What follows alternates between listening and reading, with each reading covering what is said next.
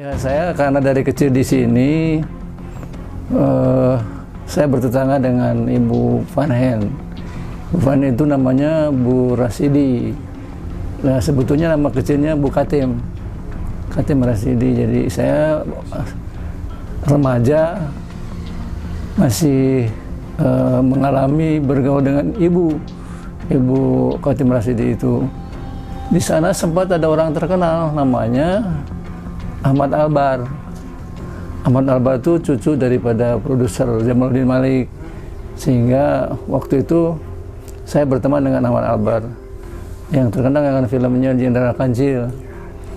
Nah, sejak bergaul itu Pak Salim tidak ada di sini. Jadi putranya Bu Katim itu tidak di sini. Jadi satu-satunya putra tunggal itu ada di Mesir.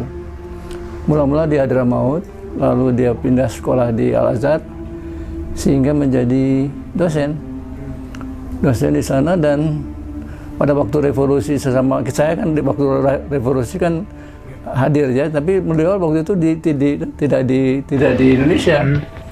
Jadi waktu revolusi itu beliau di Mesir, sehingga membuat dia justru jadi pahlawan karena orang yang pertama kali menyanyikan lagu Indonesia Raya di Mesir adalah beliau, bahkan mengibarkan bendera merah putih, sehingga beliau dianggap pahlawan oleh kita. Sepeninggal Bu Katim, beliau datang, Pak Salim Rasidi ini, Profesor Doktor Salim Rasidi, karena meninggal orang tuanya, kemudian mengelola rumah itu. Dan Bu Katim itu memiliki sifat dermawan kepada semua anak-anak di Jalan Mataram, Jalan Sabang ini. Dan beliau juga mendirikan yatim piatu, mendirikan sekolah pendidikan. Nah, dalam rangka mendirikan sekolah itu, tentunya dia menggunakan beberapa tenaga pengajar, jadi guru-guru. Dan kebetulan berkenalan dengan yang jadi masalah sengketa sekarang dengan Bu Mira itu. Jadi di situ mulai bergaulnya dengan, pada waktu ada yatim piatu itu sudah hadir Bu Mira dengan Pak Sito itu. Dalam perjalanan kehidupan Pak Salim Rasidi itu, beliau belum menikah. Jadi dinikahkan oleh keluarga kita di Purwokerto. Di Purwokerto itu mendapatkan seorang gadis namanya Sundus. Nah, Sundus itu bersedia untuk ditikah dan diboyong ke Bandung. Mereka berumah tangga, bahkan juga dengan istri saya ikut warisan. Dalam pergaulan itu kemudian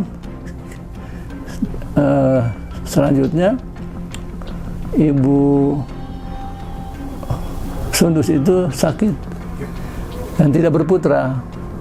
Jadi Pak Salimnya tidak sebagai anak tunggal dari Bu Katim, juga Pak Salim juga tidak punya putra dari Bu Sundus, sehingga selanjutnya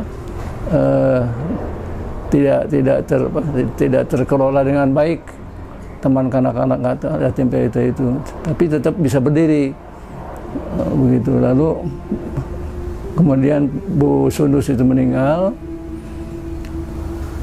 Sebelum meninggal beliau pulang ke Purwokerto. Jadi dirawat, karena tidak ada yang merawat kan. Pak Salim itu sudah berumur 90 tahun waktu itu. 90 tahun, yang meninggalnya 92 tahun. Sudah berumur 90 tahun sehingga tidak mungkin merawat si Bu Sundus. Jadi kemudian dirawat di Purwokerto sampai meninggal. Jadi dalam kasus mengenai Muhammadiyah itu disebutkan bahwa Pak Salim itu tidak pernah menikah. Saya tahu itu jadi menikah karena saya hadir situ, bahkan mengantarkan ke Purwokerto. Itu pertama mengenai masalah hukumnya dan mengenai situasi kondisi daripada sekolah. Itu memang sudah sejak lama dihibahkan. kemudian Muhammadiyah tujuannya untuk kepentingan sosial, tidak dijual gitu. Nah, kemudian ternyata pihak Muhammadiyah juga bersedia. Dalam perjalanannya sekarang akhir-akhir ini menjadi sengketa. Kenapa? Karena Bu Mira itu merasa sudah merawat Pak Salim sakit, dan itu tentunya memerlukan biaya ya. Oleh karena itu oleh Pak Salim dijual saja rumah itu, rumah Mataram 1 dijual. Waktu itu yang saya tahu dijual 350 juta. Pada saat rumah itu sudah sekitar 7 miliar. Sekarang kan 12 miliar sekarang ini rumah itu. Jadi waktu itu sudah lebih dari 5 miliar harganya, dan kemudian dengan 350 juta itu, uang Bu Mira itu yang diberikan kepada Bu itu diambil untuk biaya perawatan. Jadi sebetulnya penjualan rumah nomor 1 itu gratis kan, karena dia beli 350 juta, dari uang itu juga dibayar untuk biaya Pak Salim. Walaupun kemudian berubah di notaris katanya 800 juta gitu. Itulah pangkas sengketa. Sengketanya karena apa? Karena kita punya sertifikat asli sertifikat Mataram 1 yang saya tahu, dan kemudian bisa dibuktikan bahwa itu di tangan Muhammadiyah.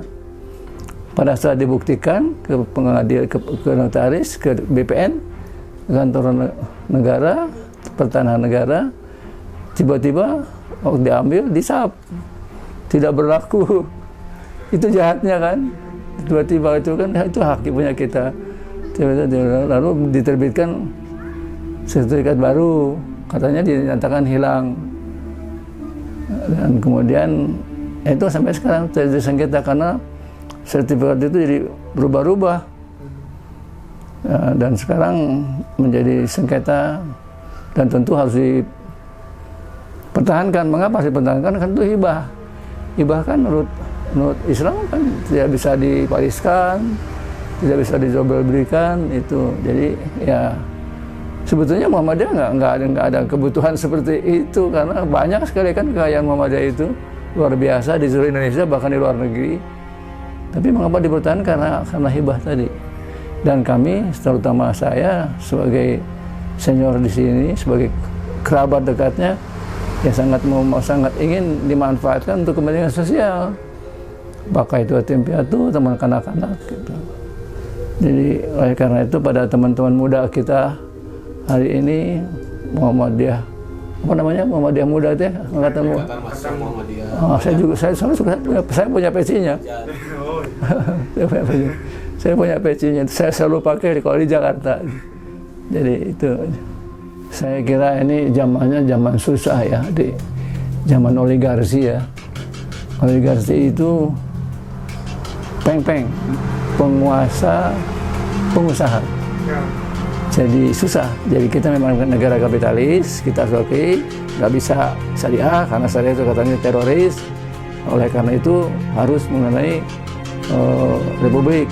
Tapi republiknya udah peng-peng. Peng-peng itu pengusaha. Jadi saya kira nanti kalau kejadiannya akan datang, ya kita harus maklum. Tapi saya sangat sedih kalau anak-anak muda ini menyerah. Kenapa? Karena nanti pihak penguasa ini menggunakan kekuasaannya untuk yang salah, karena akan menggunakan membela mafia tanah. Bukan kita mengada-ngada. Di Lampung, di Aceh, bahkan di Kalimantan banyak sekali penguasaan tanah sepihak, karena tanah itu dibeli sama pengusaha, kemudian perlu dijaga kan. Dijaga oleh siapa? Tentunya oleh tentara yang oleh yang berwenang, artinya polisi atau tentara. Jadinya apa? Jadinya perusahaan itu, perkebunan itu ya dijaga oleh tentara. Demikian juga besok hari Jumat, mereka tidak mengundang Muhammadiyah, mengundang saya hanya sebagai saksi barangkali. Kenapa?